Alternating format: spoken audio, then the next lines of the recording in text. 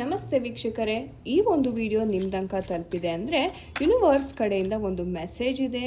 And ಏನಪ್ಪ ಆ ಒಂದು ಮೆಸೇಜ್ ಅಂತ ನೋಡೋದಾದರೆ, ನೀವು ಆ್ಯಕ್ಷನನ್ನು ತಗೋತಾ ಇದ್ದೀರಾ ನಿಜ, ಆದರೆ ತಪ್ಪು ದಾರಿಯಲ್ಲಿ ಹೋಗ್ತಾ ಇದ್ದೀರಾ, ತಪ್ಪು ನಿರ್ಧಾರಗಳನ್ನು ತಗೋತಾ ಇದ್ದೀರಾ.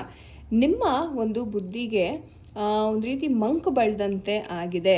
ಯಾವುದೇ ವಿಚಾರವನ್ನು ನೀವು ನೋಡಿದರೂ ಅದೇ ಸತ್ಯ ಎಂದು ತಿಳಿತೀರಾ, ಎಚ್ಚರ ಅಂತಲೇ ಹೇಳ್ಬೋದು.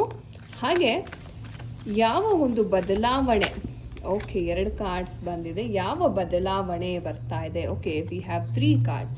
ನಿಮ್ಮ ಲೈಫಲ್ಲಿ ಬಹಳಷ್ಟು ಸ್ಟಕ್ ಎನರ್ಜೀಸನ್ನು ನಾನಿಲ್ಲಿ ನೋಡ್ತಾ ಇದ್ದೀನಿ. ಎಸ್ಪೆಷಲಿ ಹಣಕಾಸಿನ ವಿಚಾರವಾಗಿ ಬಹಳ ನೆಗೆಟಿವ್ ಆಗಿ ನೀವು ಆಲೋಚನೆಯನ್ನು ಮಾಡ್ತಾ ಇದ್ದೀರಾ ಅಂತಲೇ ಹೇಳ್ಬೋದು.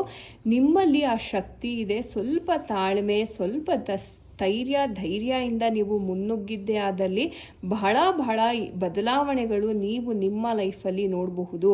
ಸೊ ಕೋಪಕ್ಕೆ ನಿಮ್ಮ ಬುದ್ಧಿಯನ್ನು ಕೊಡಬೇಡಿ, ತಾಳ್ಮೆಯಿಂದ ಹೆಜ್ಜೆ ಇಡೋದ್ರಿಂದ ನಿಮಗೆ ಯಶಸ್ಸು ಅಂತಕ್ಕಂಥದ್ದು ಸಿಗ್ತಾ ಇದೆ.